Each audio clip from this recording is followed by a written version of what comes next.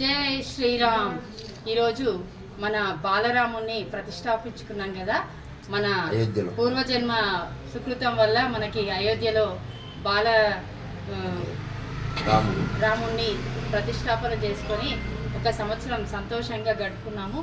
కాబట్టి ఇవాళ మన మోదీ గారి పిలుపు మేరకు మన జన్మజన్మల పుణ్యం ఉన్నట్టుగా ఈసారి ఎన్నో మంది శ్రమ ఓడ్చి కష్టపడి ఎన్నో త్యాగాలకి మన బాలరాముడు మన ముందుకి ఈ పోయిన సంవత్సరము ప్రతిష్టాపన చేసుకున్న సందర్భంగా మన మోదీ గారి మాట ప్రకారం మనం కంపల్సరీ ప్రతి ఒక్క ఇంటి దగ్గర ఇలా దీపాలు వెలిగించి మనము అందరం కూడా హిందువులము అని జై శ్రీరామ్ అంటూ ప్రతి ఒక్కరము మనం ఇంటి ముందు దీపాలు పెట్టుకోవాలని కోరుచున్నాము. జై శ్రీరామ్.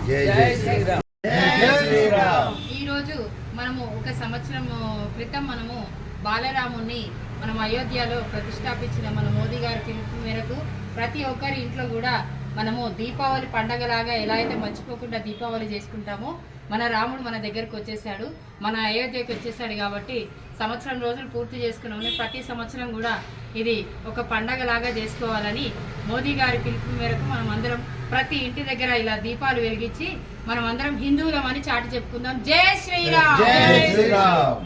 జై శ్రీరామ్. జై శ్రీరామ్.